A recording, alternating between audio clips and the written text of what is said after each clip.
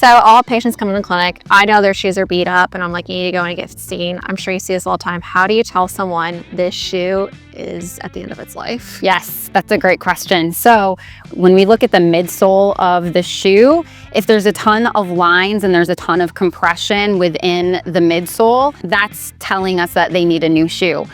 Most of the time, people who aren't looking at shoes 24/7 can't see those things.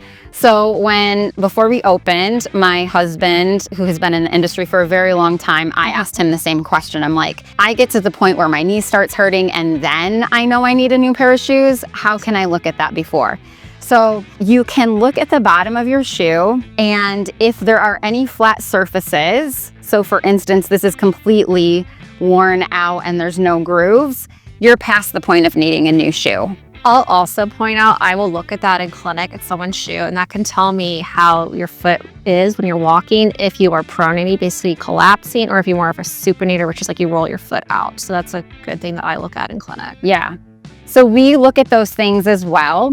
The other thing is if your shoe looks like when you take your shoe off and it's flattened out on the side, or you're starting to get holes on certain parts of your shoe, you're either probably in the wrong size shoe, or the shoe is just worn out and you're way past the point of needing to get a new one. So we'll have people who come in and they will be in a shoe like this, and I will just say, oh my gosh, like you really need to throw that shoe out. What would you say to someone who's like, oh, I'm gonna make this my gardening shoe?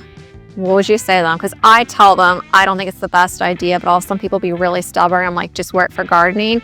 What would you say to them? I will sometimes make recommendations that saying, hey, please never wear this shoe again. Please give it to me. I need to throw it in the trash. And there's other times where I'm like, okay, like you can wear it in the garden. So it kind of just depends on case to case. But if you're experiencing a lot of foot pain, like it doesn't make sense to hold on to a shoe that's going to cause you more foot pain.